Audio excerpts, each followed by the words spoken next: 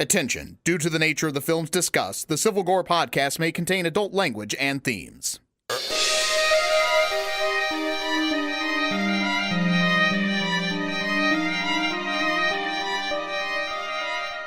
Hey there, everybody. Welcome to episode 69 of the Civil Gore podcast. I am your host, Tim. And I am your host, Brian. And Tim, did you spill my orange lavender water?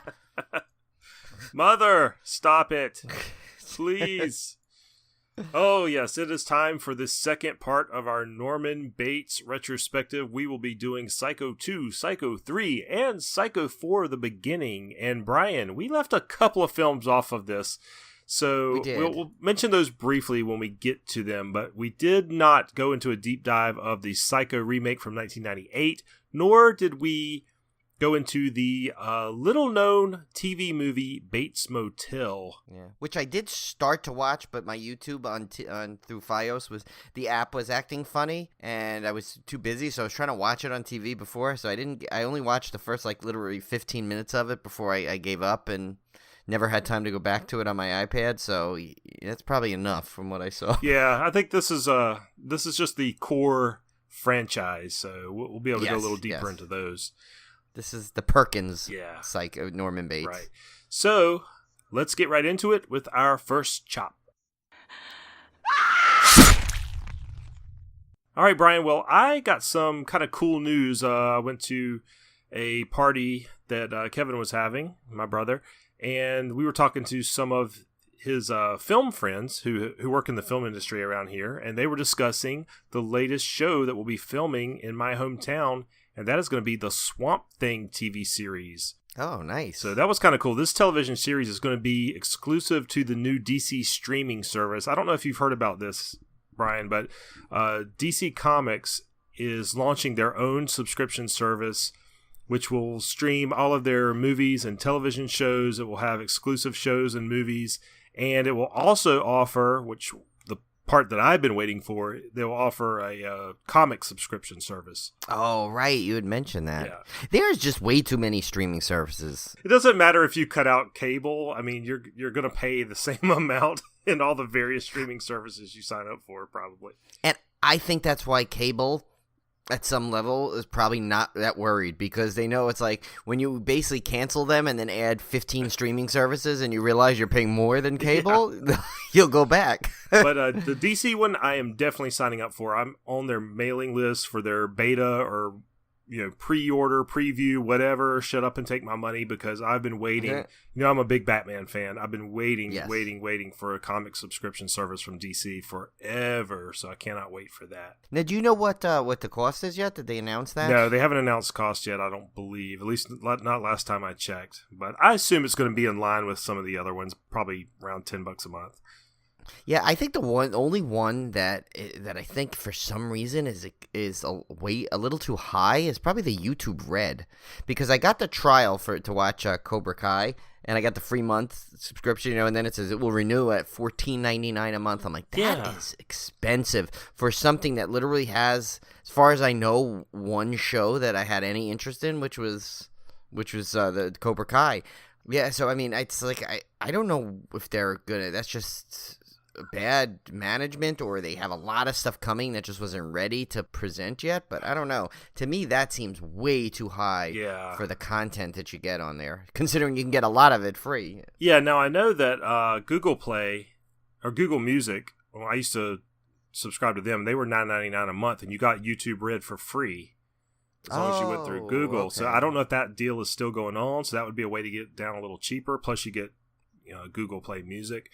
But, right. Yeah, I don't know. I haven't looked into that in a while because I switched over to Amazon Prime Music. So, but anyway, so looking forward to that, and I will have more news on the Swamp Thing TV series as it comes closer to filming here. Hopefully, I'll be able to get some inside scoop there for you. Yeah, maybe you'll get a walk-on role too. You could have like the Tim first appearance as a Civil Gore Tim, though. In a movie. I did hear they were going to the plan, at least from the insiders that I heard from, was they're going to use a lot of the sets here.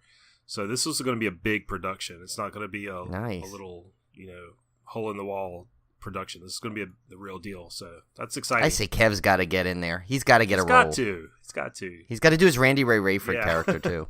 So the Alphabet Project continues, and I had an AKA this time, Brian, so I was very excited about that. This one was... And they're both N, which is great, Yeah. so you stayed in the theme on top of it Yeah. all. N, as in Nancy. N is for Nightmare Castle from 1966. This one is on Shudder. The AKA is The Night of the Doomed.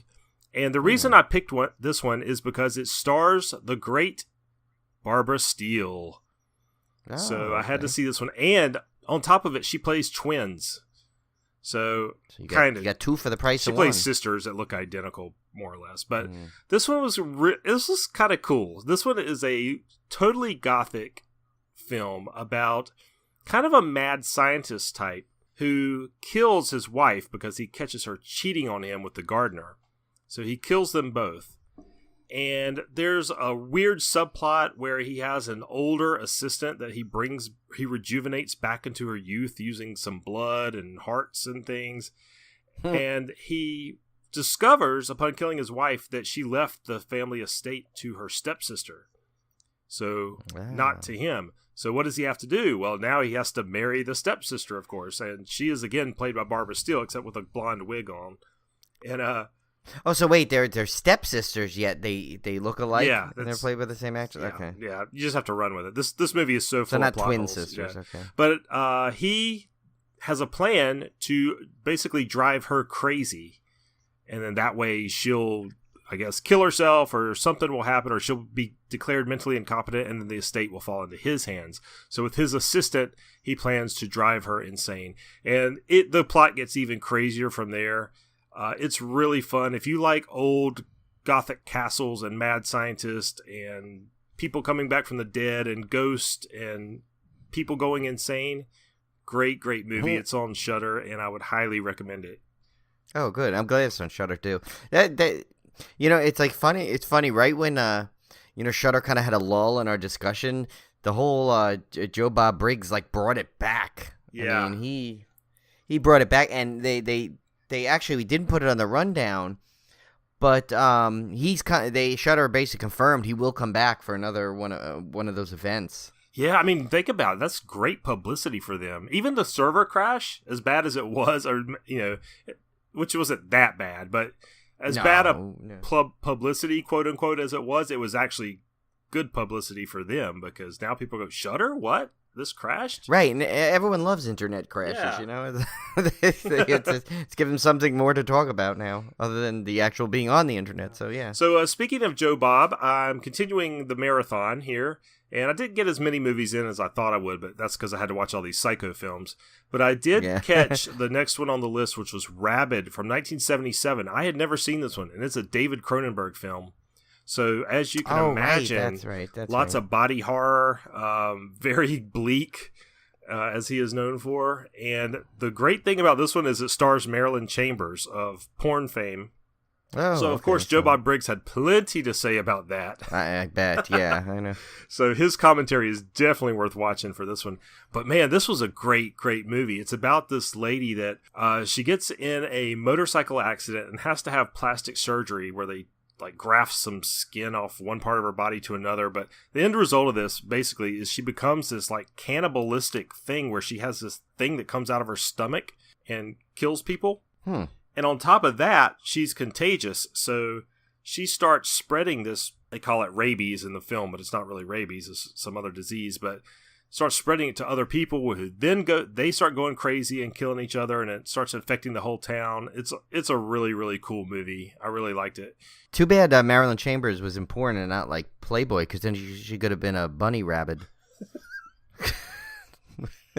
Oh, Brian, we're only Sorry. 10 minutes in, and you're already starting. I know. What? I know. It wouldn't be an episode without Brian making a bad pun. Right. That's exactly. I mean, after all, I did defeat Punhead, so. So anyway, highly recommended. Rabid, 1977, David Cronenberg. Check it out. It's probably a cult classic that I've just missed along the line because I can't imagine people not liking this movie. It's really good. Yeah, I think it's one that kind of escaped me too. It's like one of those ones where you just somehow miss it. Yeah. Sometimes you just miss some of those epic films, and I remember it happens. But staying up late one night. This was when I was in college. And watching Crash, which is that really bizarre depressing Cronenberg film where the guy like gets sexual pleasure from car crash victims or whatever. It's like Matt Dillon's in that, right? He might be. It's been so long I can't remember, but yeah, that's a weird movie. Like all of Cronenberg's films are weird, but that one's particularly weird. And then lastly for me on the rundown, I had something here about Comixology. This is the digital comic subscription service, and another one, but Amazon owns this one. It's sort of like Audible. You know how like Amazon owns Audible, kind of. How come that's not included then in your Prime membership, or at least a free preview or something? There's a 30-day preview. Oh, there is? Yeah. So I signed up for that because I had heard about a sale on a lot of horror comics, which I didn't buy the comics because I don't buy digital comics. But when I got into looking at it, I thought, well, heck, the subscription might allow me to read some of these, with my 30-day trial.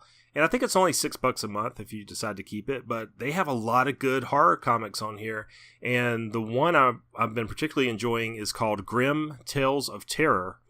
And this comic is basically, imagine a modern version of Tales from the Crypt.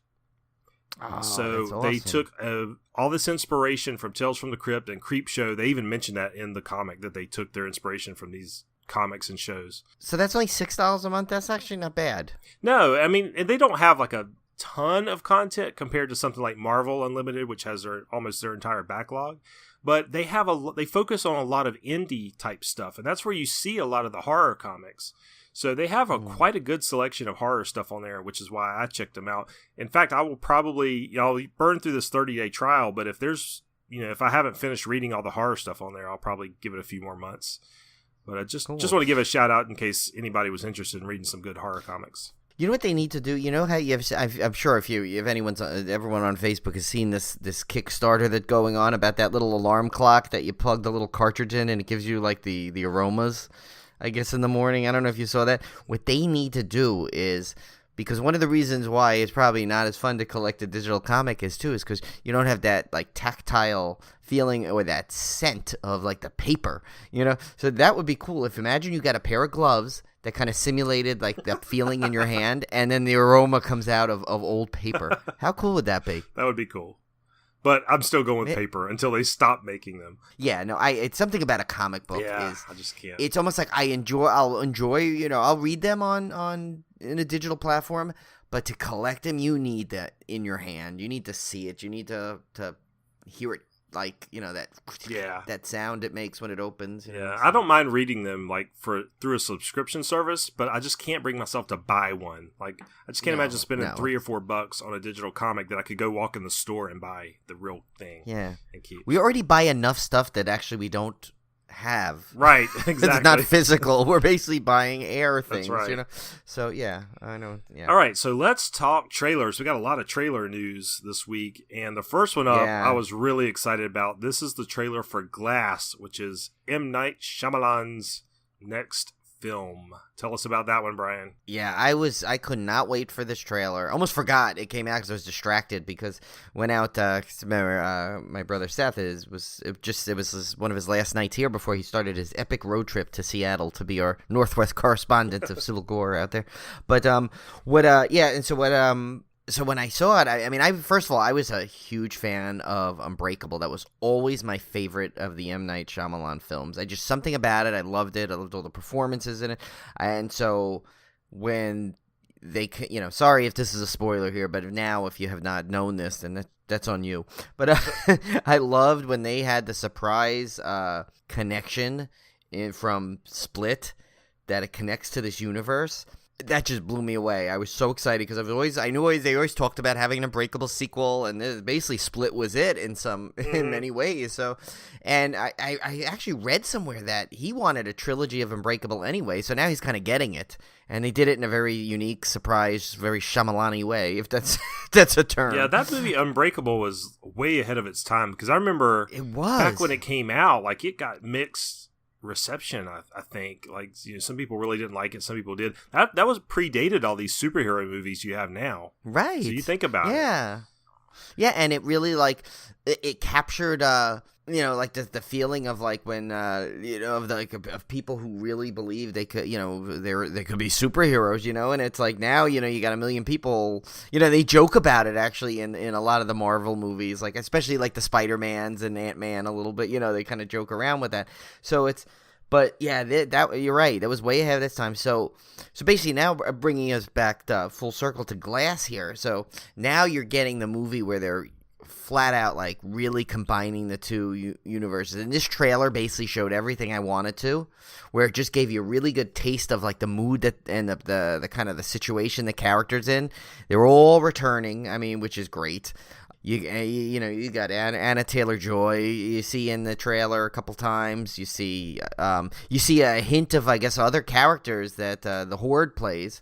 James McAvoy's character. He does another one. You get some good Elijah Price in there, where he's as creepy as ever, and it just it does so much to set you up for this. In fact, Julie, I showed her the trailer because she's a huge fan of both of the movies too, especially Split. Mm-hmm. And she was like, when does this come out? And I said January. She's like, oh, yeah, because it's such a long wait. And I said, well, it could have been a lot longer. It's like we're lucky it's January, not like a summer film. Yeah. So I just can't, if you haven't seen it, go right away and watch the trailer to that. It's like one of those trailers that I just think is like almost perfection for a movie trailer. It really is. Especially one that I'm looking forward to. It gives you just enough without spoiling things, and it intrigues you, and now you're like drooling to see this movie. The next trailer up on our list was Godzilla, King of the Monsters. And I'm a little torn on this trailer, Brian. It looks awesome. Don't get me wrong. I love seeing Mothra and was it Rodan? Yeah, it was Mothra, Rodan, and King Ghidorah. Yeah, the three Ghidorah. Yeah, that's right.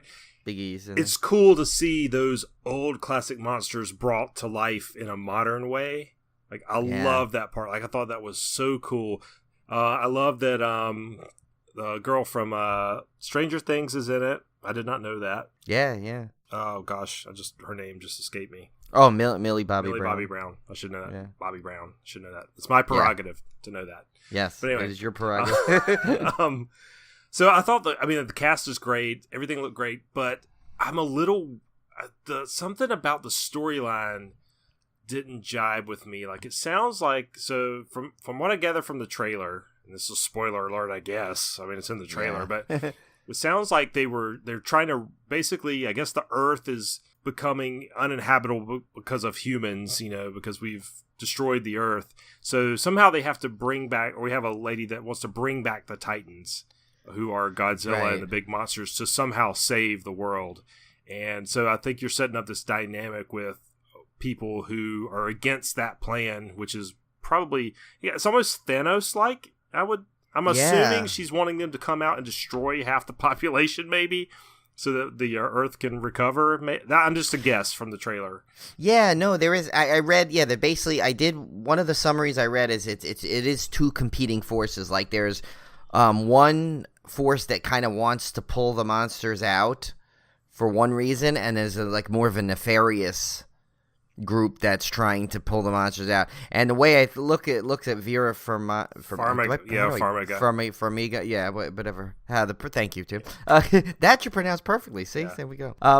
We got, I think it makes it look like she's on the more nefarious side from the trailers, but that could be a twist, could be a red herring. But Ken Watanabe and freshly escaped from Tim's pocket, Sally Hawkins. She's in there, and I can't imagine she being on the nefarious side. No, she's just too adorable. She's too sweet. She is. I would beg to differ that she could be possibly evil. So that's kind of the cool thing. And supposedly, everyone, they're setting up this monster verse. I just hope they don't try and set it up too quickly. Because I know in 2020 is Godzilla vs. King Kong, and I read that they said they're not gonna make it too obvious, but they are gonna, as they put it, set up breadcrumbs to that, to lead into that. So that should be interesting. They do show Godzilla and his nuclear breath, which is cool. Who's a big fan of this and can't wait to come out? Our good friend from Theme Park Families, Adam. Him and Andrew actually rushed and watched the trailer as soon as I told them to. So they're looking forward to it too. So they're big Monsterverse fans. I'm optimistic. I think it'll be cool. The plot line seemed a little weird to me, but I think just because maybe that's a good thing because it's not so simple as just the monsters coming out and destroying everything. There's some dynamics there with different opposing forces. And Vera Farmiga, to connect to Norman Bates, was of course right. Norma Bates in Bates Motel TV series, and was fantastic. Oh my god, she was so good in that. Like I totally. Yeah, I do need to watch that series. I feel like she's Norman's mother. I couldn't even watch Psycho 4 and see Olivia Hussey playing his mother because. And she's so good in that I know, too. But I guess that just hard. proves that. She just did such a great job. All right, and then lastly on our first chop, the Halloween 2018 panel, they released a second trailer with new footage. Now this has not been a public trailer, right? This was just Comic-Con. No. Yeah, this was actually. It's funny they said that of all the big trailers that revealed at Comic-Con, this was one of the few that did not make it out. It was from what I understood. I didn't read too much because I don't want spoilers. From what I understand, it's very, very spoiler heavy. Like it almost sounded like the little bit I read almost sounded like it was just a clip. So more of a scene almost, because someone said something about I was literally skimming this just to be able to figure out what they were showing there, if it was actually a full trailer and if I should hunt it down or not. So I couldn't tell. But so I'm gonna give this warning out there: be careful, everybody, because it seems like they do discuss a scene in length. It seems like, and if you want to be like people that don't want to know anything other than the actual full trailers that are released, I would stay away from looking at descriptions and then I've seen these YouTube videos of people basically breaking down everything that was saw and said at Comic-Con about it. So, I mean, now you're at that. See, that's the problem nowadays. Once Comic-Con hits for these big movies, and especially if the movie is a main panel at Comic-Con, you pretty much almost have to avoid the internet with anything that has that title of the film in it. Yeah, you really do. People just blow it up. It's like they figure like Comic-Con's only almost like at that point where, okay, this is out there now, everyone can know, and like, so it's hard. Like, so it's like, I try and do that with the Star Wars films. But the funny thing is with the Star Wars films is almost there's so much out there and so much stupidness that you could probably come across the exact plot line and not know it because so many other silly things cloud it, so, but yeah, so I will warn everyone. I did share the link on someone's, what they said, and I know I said we were going to do that, but I just kind of basically did the tweet, and I said, read the article at your own risk. I think it was bloody disgusting, so they're pretty good at kind of giving spoiler warnings, so I thought it was on the safe side to share with a warning like that. But yeah, if I ever see something that's like flat out spoiler, I will not, I will not share it like that. But all right, so let's get into a very short dismemberment this week. Wait, no, please, God, no, don't call up. All right, so these are the Blu-ray releases for July 31st, 2018. First up, which connects to a movie that you will hear about very soon. We'll get to that at the end of the podcast. But this is Piranha 2, The Spawning. From 1981, Shout Factory, directed by James Cameron. Yes, that James Cameron. Yeah. He did. That's when he was doing everything too. Yeah, exactly. Starring Trisha O'Neill, Steve Marichuk, and Lance Henriksen, our buddy Lance Henriksen. A scuba diving instructor, her biochemist boyfriend, and her police chief ex-husband try to link a series of bizarre deaths to a mutant strain of piranha fish whose lair is a sunken freighter ship off a Caribbean island resort. Now it kind of seems a little bit like what we'll discuss later on as at the end of the show. A little bit of a I could see where they kind of got some inspiration for that. Yeah. If you look the biochemist, remember, and the whole. Oh yeah, you're right. Police officer. There you go. So this one is, of course, notorious for the flying piranha, but it has a brand new 2K remaster of the film, a fully uncut presentation of the film, a new interview with actor Ricky Paul Golden, a new interview with special effects artist Brian Wade, and a theatrical trailer. So not really a collector's disc per se. Not a lot of extras. Got enough on there though. But for Piranha 2, I guess that's as good as it gets. Yeah, I want to kind of get I like when they do the uncut presentations of films, especially horror films, because usually they get trimmed. This one to me is kind of like a fun conversation piece to have in your collection, you know? Plus it's James Cameron, and everyone knows the Piranha films, and Piranha's like one of those. It's funny. Technically, we could have done one of these for our crypto. Well, no, I guess they're real, so I guess cryptozoological doesn't fit. But almost like these versions of the way where they fly and everything, that could almost kind of turn into those cryptozoological things, the mythical piranhas that are just not normal little piranhas, but they in movies they tend to fly and walk and I don't know, drive a car. I don't know. That's the next one probably. So this is your pick of the week, though. I think that's a good one. I think it's a good one. I almost picked that one. But instead I went with our next selection. This was Village of the Damned from 1960. Released by Warner Brothers, directed by Wolf Rilla, or Ria? I don't know how. Ria, I don't know. Starring George. It's Wolf Rilla. Wolf Rilla. Rilla. I have to roll my R's. Yeah, you gotta roll that. Starring George Sanders, Barbara Shelley, and Michael Gwynn.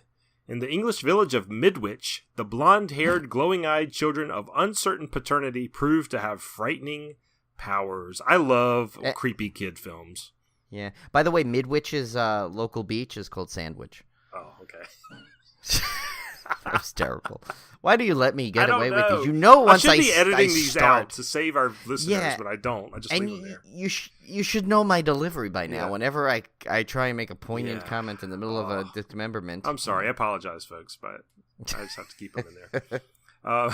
This one has a brand new remaster of the film, audio commentary by Steve Haberman, author of Chronicles of Terror, Silent Scream. So we got a film buff commentary. That would be a good one. Yeah, remember we said we kind of like those every once in a while. They're kind of fun because they kind of really go into a lot more than your average. It's not just, I made this decision because of this. Yeah. And, we had fun when Bob farted in the middle of the take. Yeah, you got a lot of the trivia and stuff that people have analyzed this film for years and years can deliver. Also has a theatrical trailer, so not a lot of extras, but I think this one would be worth it for the commentary alone, and this is a great movie, so that's why it's my pick of the week.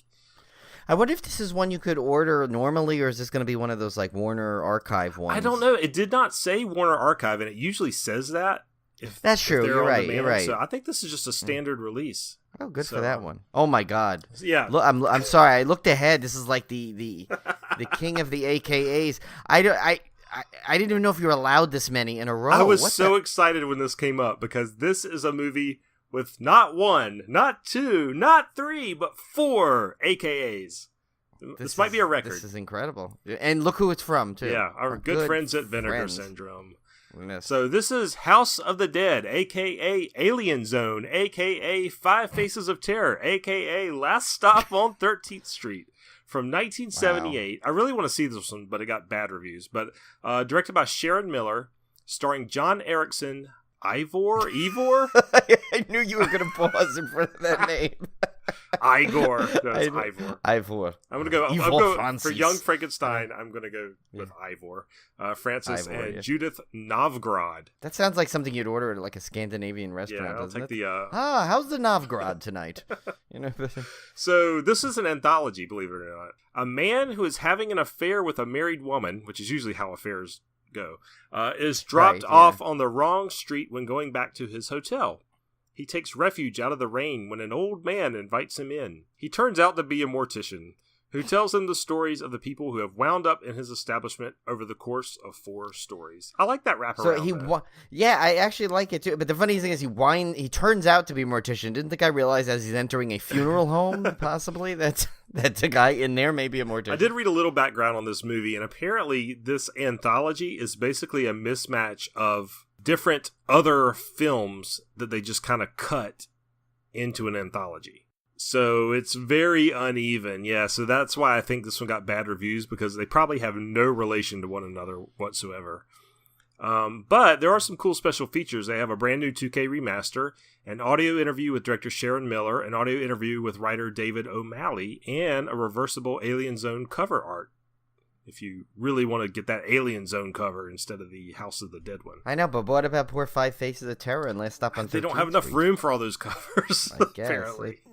Maybe you can send away and get like new ones. But I got to tell you, based on your summary, it seems like The Last Stop on 13th Street almost sounds like that's the best one. Yeah. Like the best title that describes it. House of the Dead does not. I'm sorry, that sounds like the video game. game. And there was a movie House of the based on the Dead. video game, too. Right. There was a whole series. Yeah, so that's what I think of with that.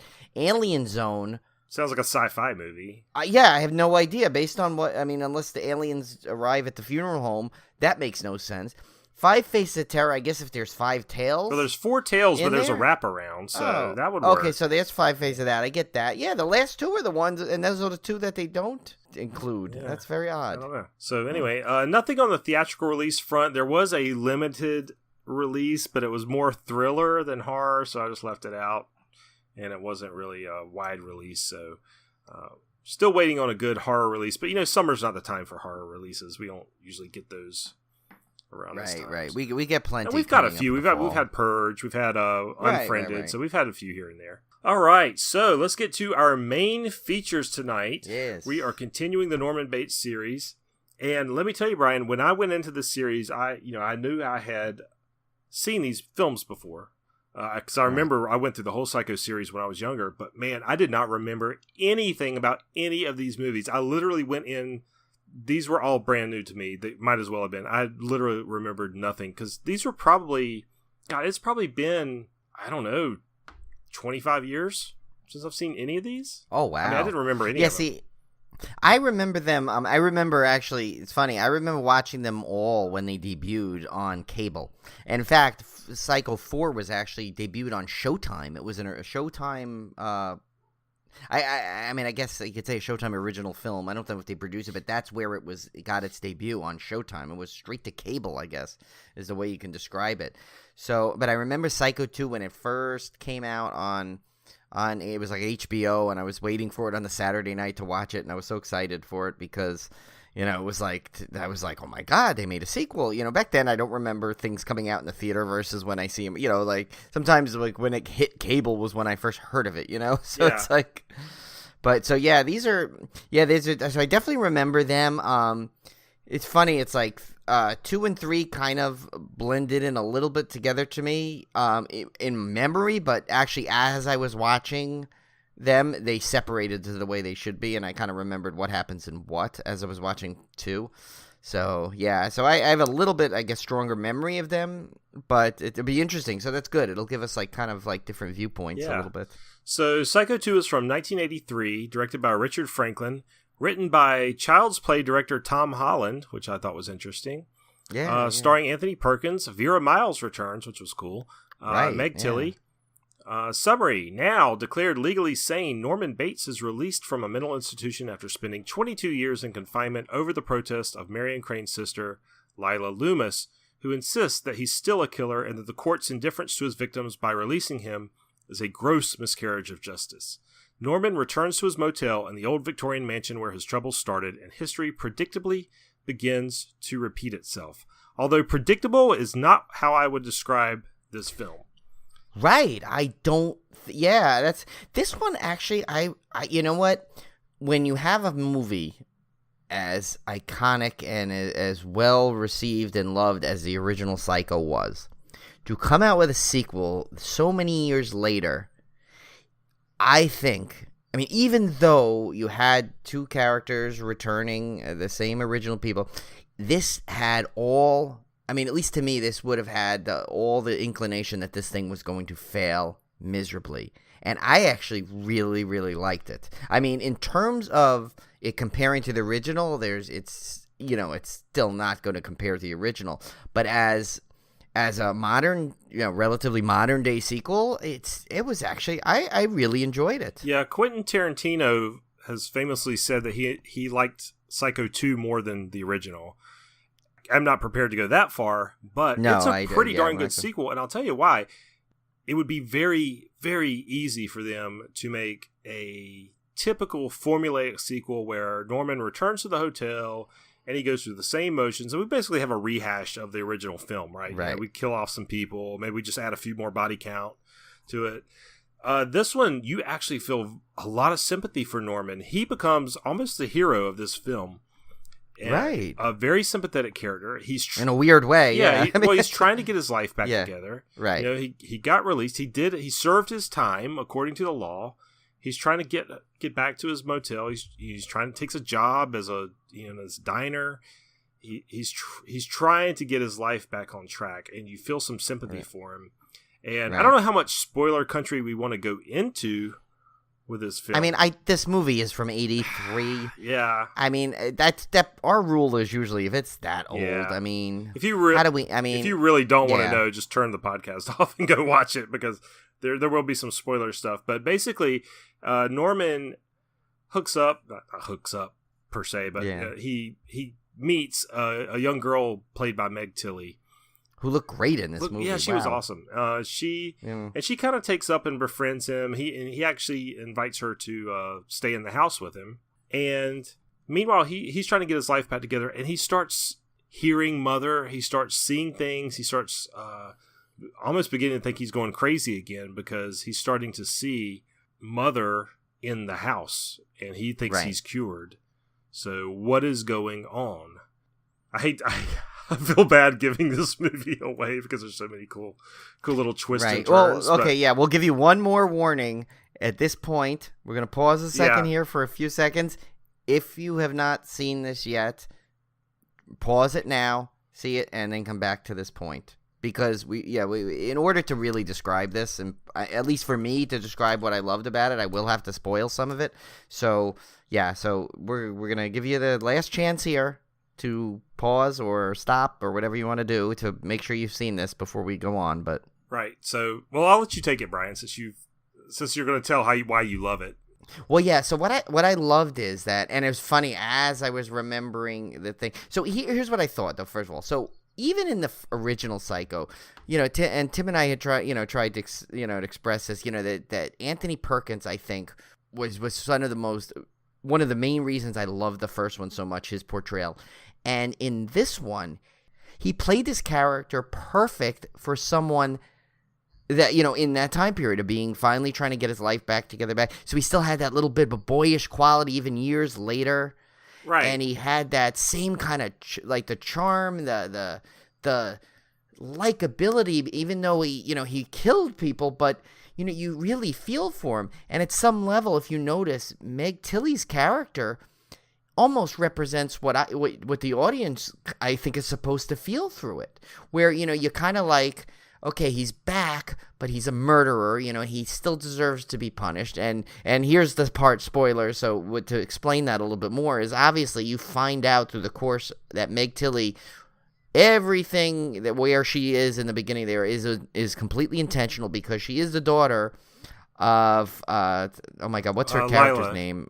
Lila Loomis, which was of course the sister of Marion Crane in the original Psycho. So she is livid on the fact that Norman Bates is out and that she doesn't feel like he got his justice. As it says, it says kind of, we said in the synopsis. So she is, and her daughter are basically out to frame Norman by making him think he's starting to go crazy again. But over the course of time, Meg Tilly kind of gets this kind of has the same feelings towards Norman Bates as it seems like the audience does, where you realize this guy he's sick, and he was sick, and he's now been, said he's been cured, and he's really trying to put his life back together. All he wants to do is go back to his taxidermy, run his motel, and put what, although albeit horrible thing he did behind him, but he was a sick guy, and he knows it, and he's not trying to hide the fact of it. He knows it. In fact, one of my favorite lines, I think, in all 4 movies that he does is when he goes, and I just love the way his delivery of it, Anthony Perkins, when he goes, they said you did something bad, and he goes, oh, I'll tell you what I did. My mother went mad, and so I put a little poison in her tea, and he does that like a little, that was like great. Sound effect. Yeah, that was the best. Oh, I love that line, and to me that was like that like summed up like just the way his delivery of that. I loved it. That's why Anthony Perkins was so awesome in these, especially these first 2 films.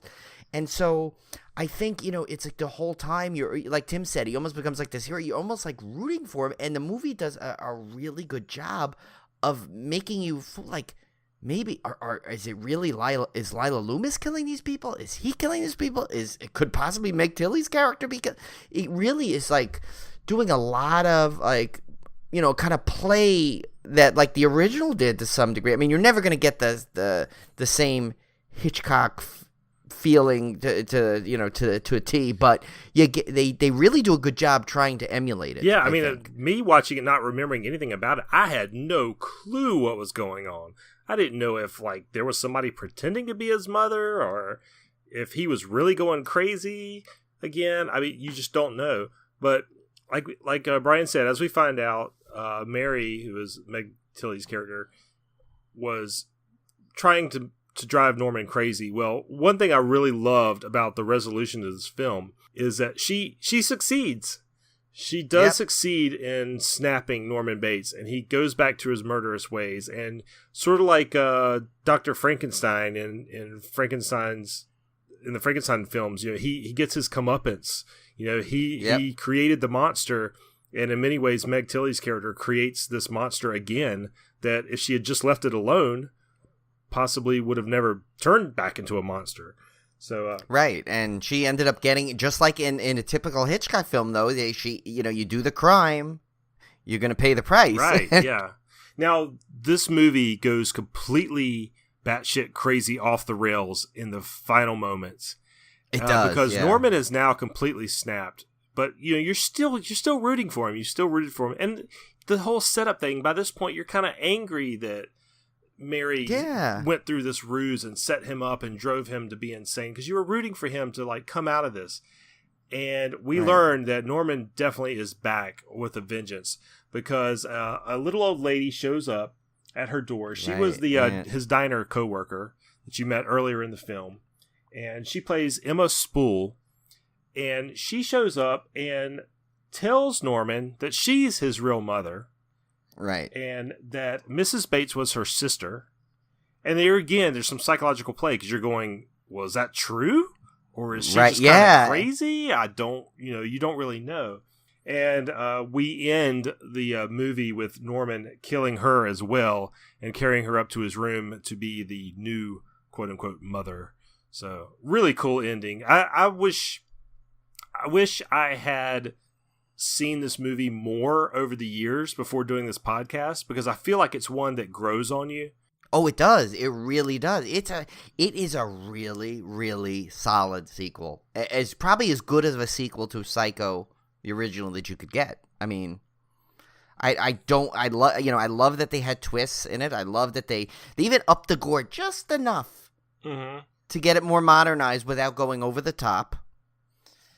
And I think they stay true to Norman's character, which is another thing that a lot of sequels tend to get wrong. Right. When they try and alter the character. This, they stuck to him, and Anthony Perkins, again, was so perfect. All right, well, 3 years later, they followed this up with Psycho 3. This one was actually directed by Anthony Perkins. Right. Written by Charles Edward Pogue, and starring Anthony Perkins, Diana Scarwood, and Jeff Fahey, which we all know and love. A wild, crazy Jeff Fahey in this one. So Norman Bates is back again running his quiet little motel a month after the events in Psycho 2. Only a month after the events in Psycho 2. So watching these back to back, there was like one seamless film almost. Right. I think if you watch these back to back, they really they connect well in that aspect. Yeah. Because the storyline goes right into the next one, which is kind of good. Norman meets 3 new people, one being a beautiful young nun with whom his budding relationship is beginning to make his mother jealous. He also hires a young man in need of a job to take care of the motel. A snooping reporter is showing interest in Norman's case. What will these new friends do for Norman? Now, I think Brian and I both agreed this was our least favorite of the franchise. Yeah. And in many respects, it's probably the most formulaic of all of them. Maybe that's why I didn't like it. I don't know. It's like it basically is a slasher. To more of like like Tim said, a formulaic slasher. And it's funny. Here's what I was gonna say, that what I didn't like about it. For some reason, I don't know if maybe being a director as well as acting in it, did something, but I did not like his portrayal as Norman Bates in this one. I didn't either. Something was off. Something was off. The boyish charm was gone. There was a more just sinister. There was no, you didn't feel compassion for him.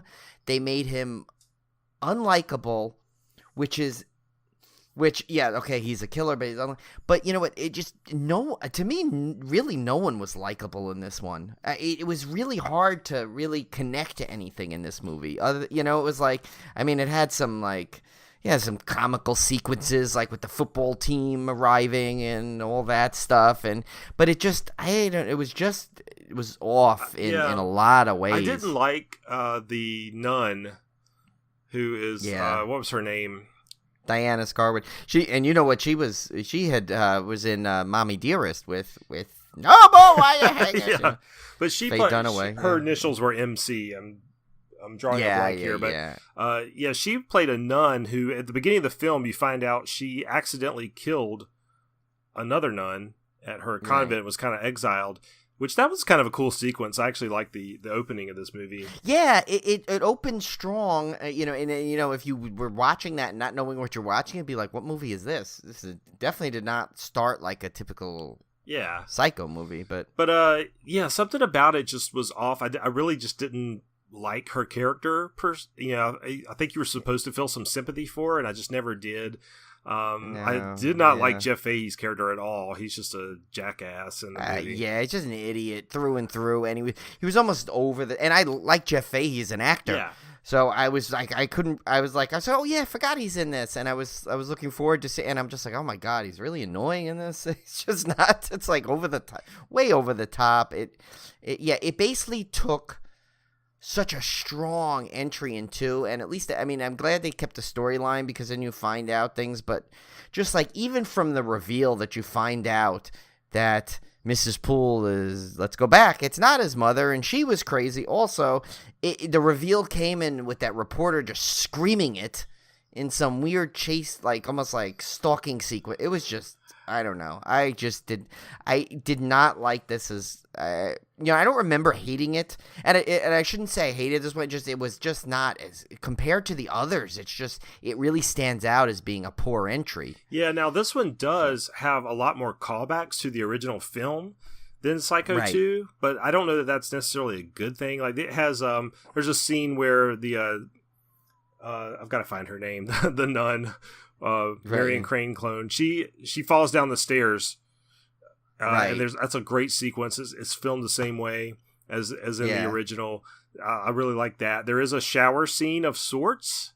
It's kind of a play on the old shower scene, and there's some other things like the taxidermy and stuff is emphasized that was not emphasized in the sequel. So there's some callbacks to the original Psychos. You could tell Anthony Perkins was really trying to do a good job with this movie, like tying it back to the original, but like a lot of third entries in franchises, it's so off the rails. It doesn't set a new tone like the sequel did from the original. To me, it almost felt like a step backwards. It's what I thought Psycho 2 would be.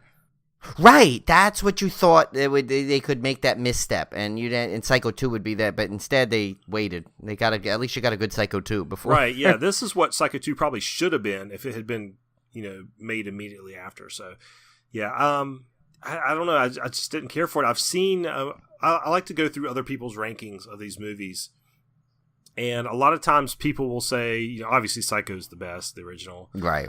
But a lot of times they'll say 4 is worse than 3, and I just personally I enjoyed 4 a lot more than 3. Just because it was different. It wasn't this typical slasher movie. Yeah, I mean, mine goes 1, 2, 4, 3. I mean, it's no secret, as you could tell already, as where it's going.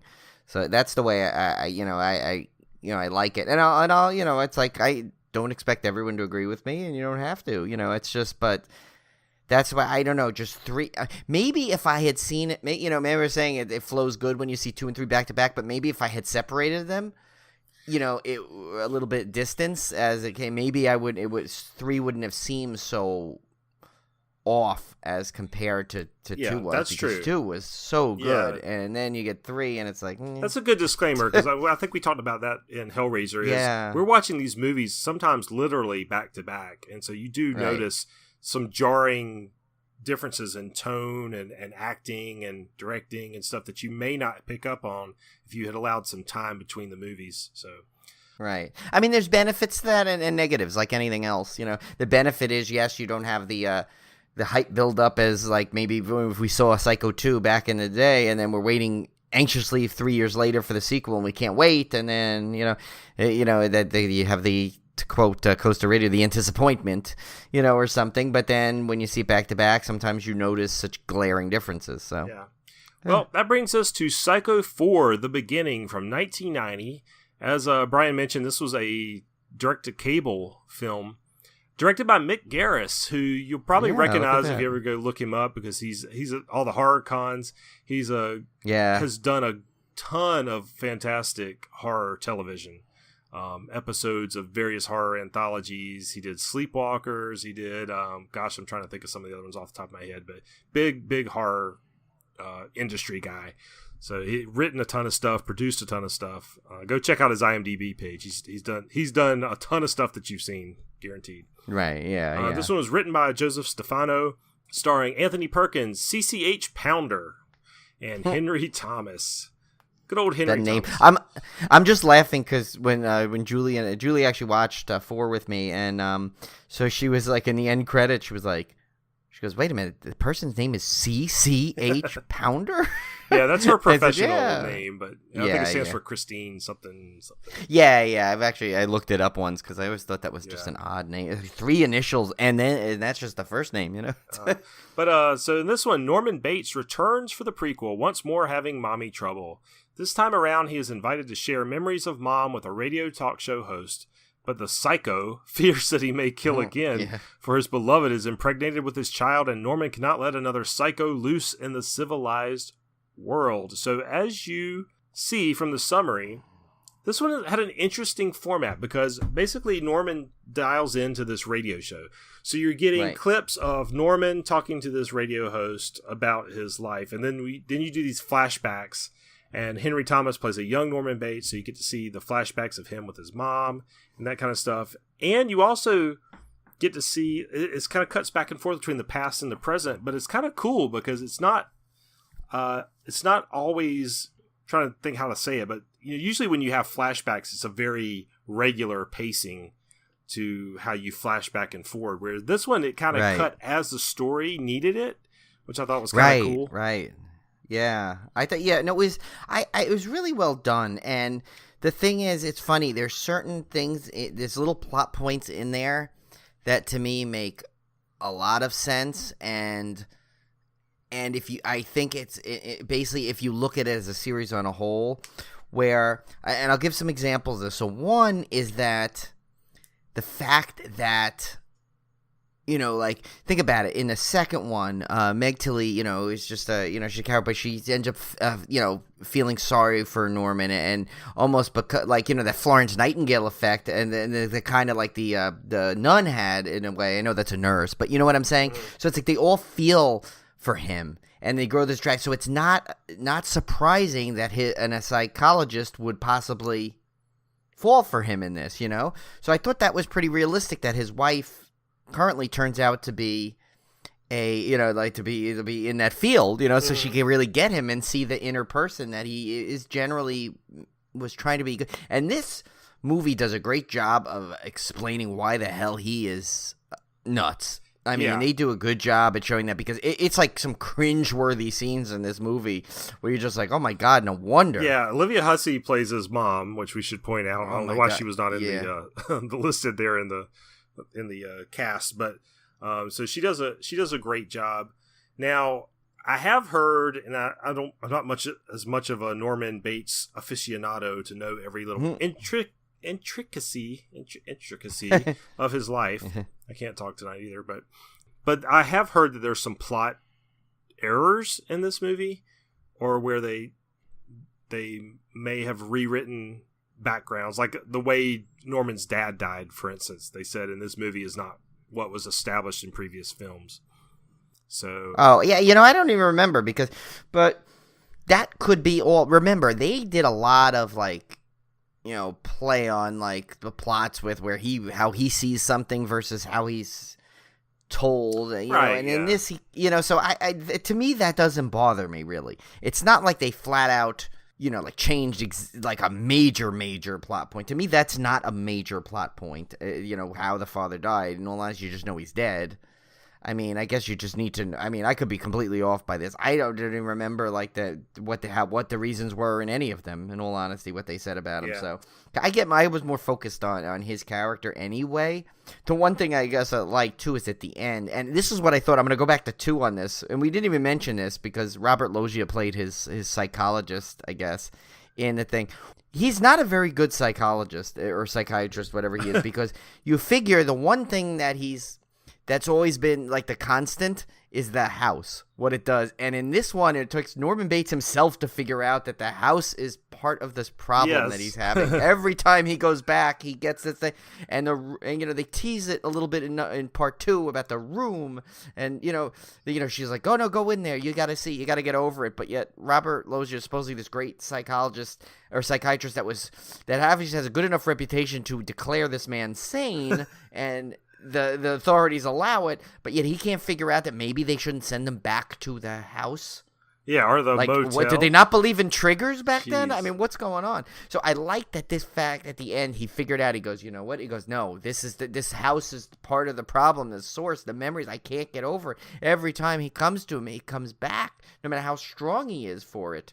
And so that they finally just exercises his demons by burning the house. There was one thing though that the one like little criticism on this is that I guess he was just declared sane along the way, and he's out and he's happy. And I did like how he's now not just making sandwiches; he's making a full meal. Yeah, and he can bake a cake apparently. Because if you watch through the movie, this guy he's pretty fit for a guy that eats nothing but sandwiches and crackers and cheese sandwiches, no less. They're not cheese not sandwiches. Yeah, I mean he's always ate that. So but yeah, so I mean. But the one thing I like is, they kind of like all of a sudden I like the fact that he, so it's not so much a criticism. It's just I wish they would have had maybe a flashback to the scene where he was basically having the conversation with his wife saying we can't have this child. We can't maybe see his angst a little bit, but it's a minor criticism. Yeah, Anthony Perkins is good in this one, but again, it's nowhere near the level of Psycho and Psycho 2. Like, it just seems like he's just more, I don't know if he was just tired of playing the character, or if he was just, I don't know what the deal was, but he loses all that charm. Not that there's a lot of room in this movie for him to display that kind of boyish charm anymore, right, but he's definitely a darker, and you could see, and this is one of the the ones where here is like like I said before, the trigger, haven't they heard of it? But here they kind of give one. I mean, he flat out tells his wife, and he feels, he gets betrayed by his wife to some degree, by her, not letting herself get pregnant when he definitely didn't want to. And, like, Julie was watching it, she goes, couldn't they just get, like, if he's worried about his sperm, couldn't they get like a donor sperm or something so they could still have their child and have not? But okay, that's back in the day. But in 1990, I don't know. Yeah, I don't know how common that was back then of a procedure. But yeah, so he's still Norman Bates. He gets back a little bit to the Norman Bates we like. He's still not as like Psycho and Psycho 2 Norman Bates, where it has the boyish charm. But now again, he's been through a lot more. It is older. He's under a lot of pressure, and with what's coming. But I kind of like though the whole. The whole sequence, how you kind of like see him like start to slow burn, and you see other people like realizing, like, oh my God, we've just triggered him incidentally. It's like he was already like planning it, obviously, but now that they got him to talk about it more, it just what she tried to do. They tried to help people, and they basically accelerated his process, I think, to get in there. Now, here's one thing that has bugged me, and I put it in the rundown. It's always bugged me. In this movie, it establishes that Norman's mother was fairly young when he killed her, right? I mean, Olivia Hussey was young. She was, what did she look like, in her 30s? Maybe? Yeah. But she was older when she must have been older when she did that. But, yeah, she looked great for her age, I'll tell you. I don't know how old she was. But yet his mother takes on the persona of this little old gray-haired lady. in all the movies. Like you hear him like, Norman. It's just this old lady voice and a hair in a bun, and I mean, it doesn't matter. I do have a theory on it, though. Okay, I want to hear this theory because it's always bugged me that there's like this gap. So my theory is the whole time he was convinced, through that guilt, his mother was not, he made her alive. So I just assumed he made her the age she would have been.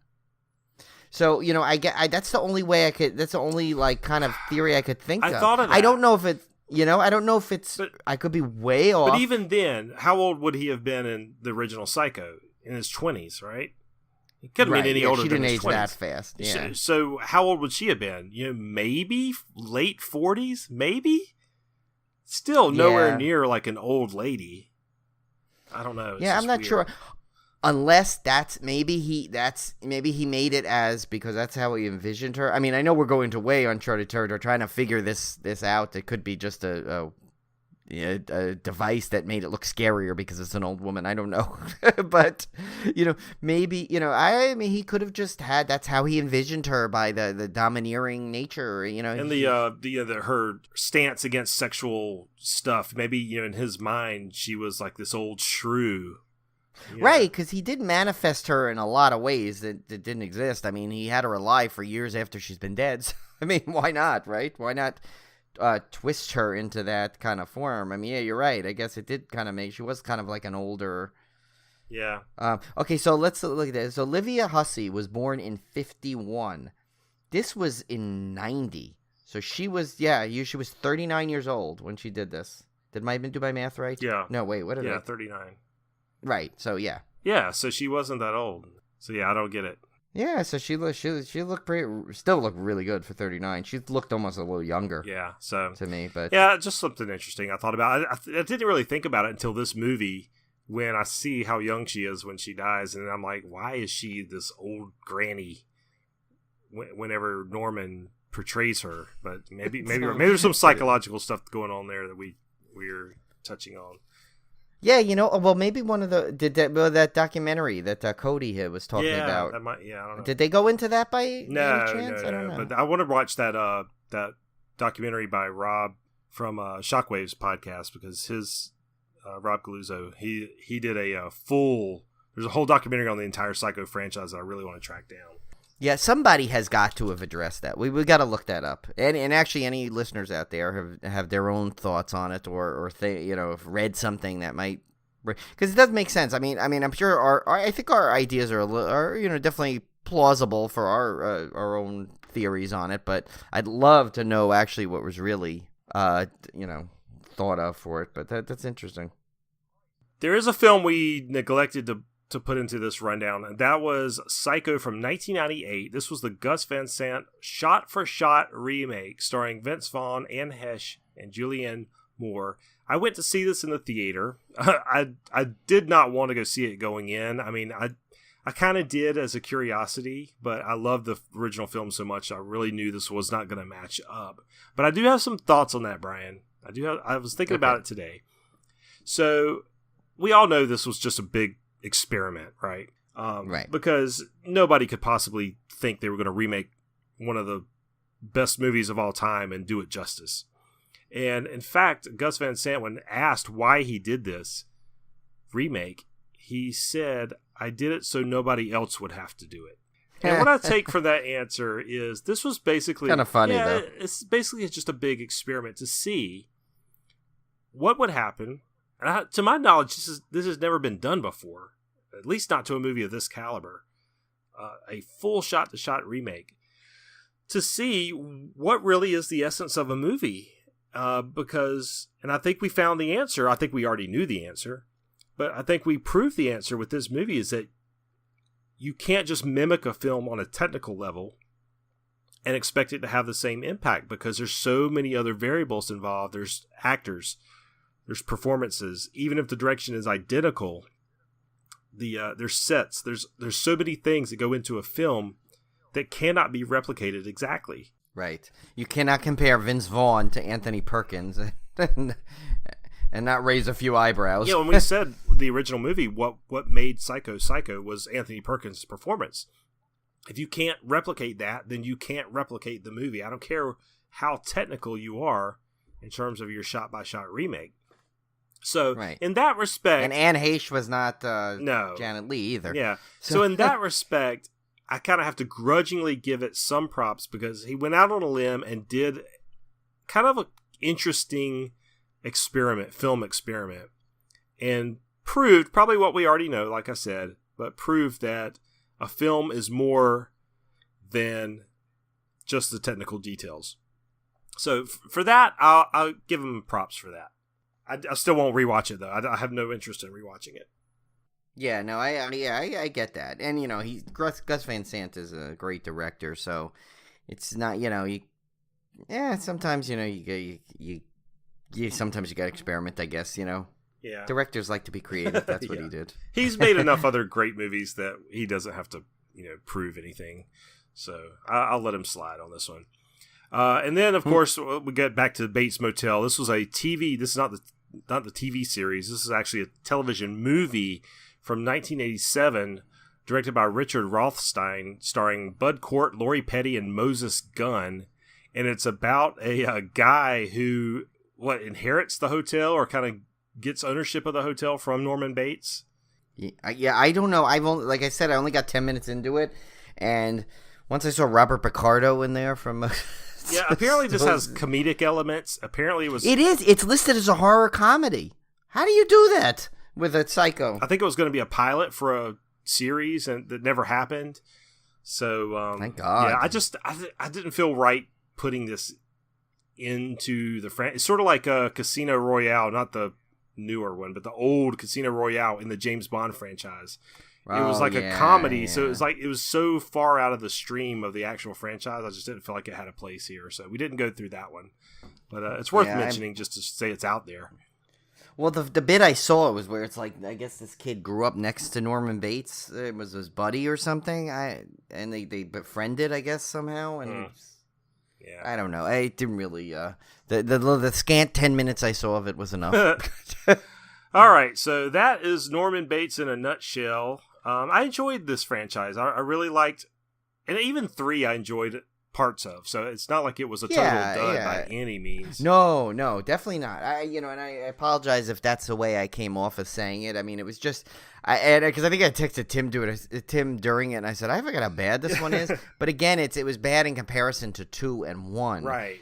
If it was a standalone film, or if 1 and 2 were just mediocre films, 3 would not be as bad. It's just it's in comparison. So and 4 I just always had a fondness of. I don't know if it's maybe because that's the one I saw like the night it came out when it debuted on Showtime. So I was kind of excited for it, and it was the first one I had some kind of really big build up for since 2 I obviously didn't see it in the theater, or 3, and I just knew they came out and I just kind of waited for it. But I guess after the 2 and 3, and then I kept seeing the commercials for this coming, and it seemed really cool, so I was like, I think I got more excited into it. So that one's more of like I think the sentimentality kind of pushes plus Olivia Hussey is great, and you kind of which we didn't touch on, it's the first time you really get the taste of what Norman Bates went through, other than just in context. You got to see it. Mm-hmm. You got to see it visualized, and you could see why any normal person may turn into what Norman Bates did if he lived in that kind of environment. Now, I will say, Brian, you're going to love the Bates Motel TV series, because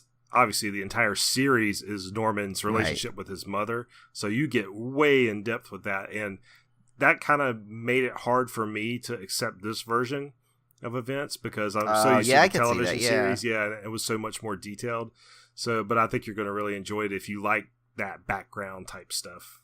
I think because you like to know how you always like to know how a character that you like so much has you want to know, especially when they stretched out 3 films with only kind of just touching on it in terms of in dialogue and not seeing anything. So it's kind of kind of nice to see it. So I want. It's just one of those series I just never could make time for, and now that I can binge it all in one shot. Not one shot, but you know what I mean. I can watch it all in a row without having to wait. One thing I forgot to mention that the Bates Motel TV series does really well that I thought came across in Psycho 4 was how charismatic Norman is, even though he tries not to be. He tries to be this withdrawn guy, but he's like a ladies' man. the girls are falling all over him. Inadvertently. Yeah, the Bates Motel TV series is the exact same way. There's girls falling all over Norman Bates, even though he's doing his best to not go that route. And I think that comes from the movies. You kind of see that dynamic. So I was cool to see that in the TV series come out, where they really play on that. So yeah, just something to think about when you start the series. So the beer pairing this week, I guess we're going with the last week's beer pairing. Yeah, remember I said I kind of said like it was too perfect to try and I agree to try and come up with another one. Yeah, so we're going back with a second round of Bates Motel from Fat Orange Cat Brewing Company. So yeah, and you figure you would probably see that you'd want to buy a 4-pack anyway. Yeah. So, or 6, I don't know. So it seems like most of the new thing is the 4-pack of those especially the really really special craft beers. Yeah. We do have a new 6 Degrees of Decapitation, and guess what? It's a 3. Yeah. But we'll get to that in a second. Last week, we asked you to connect Anthony Perkins to Elizabeth Perkins. Anthony Perkins was in Catch 22 with Buck Henry. I'd totally forgotten he was in Catch 22. Yeah. And then Buck Henry was in I'm Losing You with Elizabeth Perkins. But this week, we're going to ask you to connect Juliette Cummins to Juliette Binoche. Yeah, and Juliette Cummins was in she was in Friday the 13th Part 5, A New Beginning. She was the one that was with the one, remember she was kind of like trying to be nice to like the nerdy kid in there, and then she rejected him, and then she goes up and makes the obligatory topless scene for that movie, and then she's got some horror. So credit. that's her. Yeah, when she's topless even more in this one, so apparently she's got a niche. All right, so you can connect those guys in 3. Now next week we are taking a summer slaycation vacation. Brian and I are going to be traveling, so we did not have time to record a full episode, but we've got 2 surprises for you coming next week. We're doing a film commentary on Piranha 3 Double D, or you might find it as just Piranha Double D if it's in the 2D version. And that is going to be a full film commentary. If you guys have never done one of these before, basically queue up the podcast. We'll tell you where to cue the film, and then you press play on both when we say go, and then you can just watch the movie along with us. And this is all live. It's not like Mystery Science Theater 3000. We don't have pre-made jokes or anything. We didn't watch the film beforehand. Yeah. This is just a live, off the cuff conversation as we're both watching the film together. It's kind of fun. If you like that kind of thing, it's worth checking out. We don't consider it a real episode. It's just kind of a bonus for you guys. Right. So. Yeah, and it's definitely I know we have the disclaimer in front of all of them that the adult themes. Well, these commentaries could tend to get way more because we're describing exactly what's going on sometimes on the. So yeah, it's definitely a bit more of like a. I mean, I wouldn't say it's not X-rated or anything. But. Yeah, by any means. It's definitely a little more R-rated, I think, than our regular episodes. Yeah. But. And then we'll also have a very special Comic-Con review from our good friend, our man on the ground, Steve Cohn. Yes, and we're gonna name it the Comic-Con episode. Yes. So yeah, he's gonna make his voice Civil Gore. Well, actually, we did. Yes, his. Did he leave us a message? I can't remember. He might have left us a message one time. Yeah. He did, yeah. He did leave his MP3, yeah. But now you'll actually hear him, like, basically interact live on recording of Civil Gore, where we'll get you'll hear all the joys of Steve Cohn to give us our thing, because he's always so good at like finding these things, and he just digs on the interest. So he's got a whole list of, basically we're gonna go through the horror merchandise that was debuted there more so, because we kind of touched on it. We touched on the trailers and stuff, but he's gonna go through all the cool horror merchandise that he found based on coming. Now he didn't go. That's how good he is. He doesn't even have to go when he gets all this great information. He just compiles it and gives it to you. Yeah, so he's great like that. So it saves on his travel budget. Yeah. So. All right, guys. So we will see you back here in 2 weeks, but don't worry, we have material dropping next week at our usual time. So check back and stay tuned. We'll see you guys soon. Later.